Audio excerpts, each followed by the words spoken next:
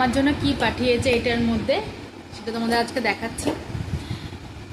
এইটা পাঠানোর জন্য আজকে ধরো 1-2 সপ্তাহ আমাকে বলছে যে তোর জন্য একটা জিনিস রেখেছি, পাঠাবো। কাকে দিয়ে পাঠাবে? তোমাদের দাদাভাই আজকে মাছ দেওয়াতে গেছিলো, তার জন্য তোমার দাদাভাইকে দিয়ে পাঠিয়ে দিয়েছে। ও বাজারে ছিল, বোন এসে বাজারে দিয়ে গেছে। শুধু এইটাই না, আরও অনেক কিছু পাঠিয়েছে।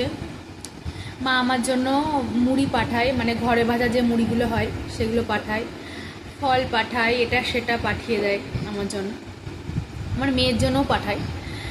আর হচ্ছে গিয়ে আজকে তোমার দাদাভাই গিয়েছিল, যেহেতু সুযোগটা পেয়ে গেছে, মা শুনতে পেয়েছে, গেছে, যে বোন আবার এসে দিয়ে গেছে। দাদা তোমার দেখাচ্ছি এইটা কি। এই যে, এটাকে চিনতে পারছো কি জিনিস?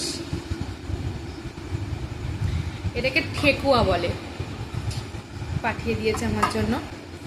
তো এ কদিন ধরে মার কাছে ছিল, মাকে একজন দিয়েছিল খাওয়ার জন্য, মানে প্রসাদ হিসাবে দিয়েছে, সেটা মা আমার জন্য রেখে দিয়েছিল।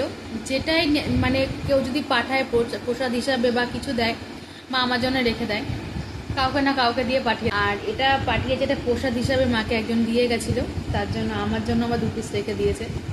2 পিস না, এখানে 3 পিস ছিল, 1 পিস সব ভেঙে ভেঙে সবাইকে দিয়েছি, আর 2 পিস রয়েছে।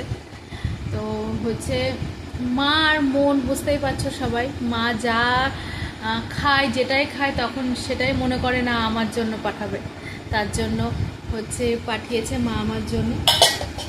আর এটা তো ঠেকুয়াটা বুঝতেই পারছো যে কারা কিভাবে তৈরি করে। ওই মারোয়ারিদের যে হচ্ছে গঙ্গা পুজোটা হয়, ছট পুজো যাকে বলে, ছট পুজোর প্রসাদ এটা নাকি খাওয়ায়। কার কার মা এরকম আছে অবশ্যই কমেন্ট করবে।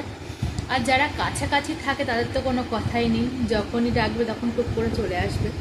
আর এখন তো আমার যাওয়া সম্ভব হচ্ছে না, ওই জন্য মা যেটাই হচ্ছে গিয়ে বানাই না কেন, যেটাই করে না কেন, সেটাই আমার জন্য পাঠিয়ে দেয়।